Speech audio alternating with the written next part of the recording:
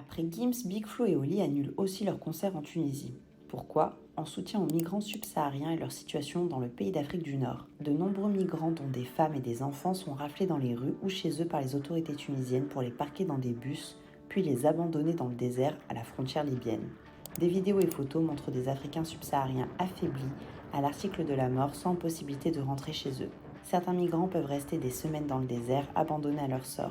Nombreux sont ceux qui ne survivront pas, une situation dénoncée par les ONG.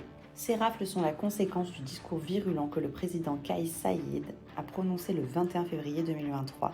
Il accuse les migrants subsahariens d'être à l'origine de violences, de crimes et d'actes inacceptables. Accusation que le chef d'État a réitérée le 26 juin en parlant de migrants qui terrorisent les citoyens. Et la mort d'un Tunisien le 3 juillet pendant une altercation avec des migrants a rendu le quotidien des Africains subsahariens encore plus invivable. Depuis le mois de juillet, des centaines voire des milliers de personnes sont abandonnées dans le désert. D'après Léa Masseguin, journaliste pour Libération, le nombre de personnes subsahariennes déportées aux frontières, officiellement 1200, se rapprocherait plutôt des 3000. Au niveau international, les réactions politiques ne semblent pas très vives. Pourtant, comme le rappelle Human Rights Watch, le 16 juillet, l'Union européenne a annoncé la signature d'un protocole d'accord avec la Tunisie portant sur un nouveau partenariat stratégique et un financement allant jusqu'à 1 milliard d'euros, dont 105 millions d'euros sont destinés à la gestion des frontières, des opérations de recherche et sauvetage, la lutte contre le trafic de migrants et la politique de retour.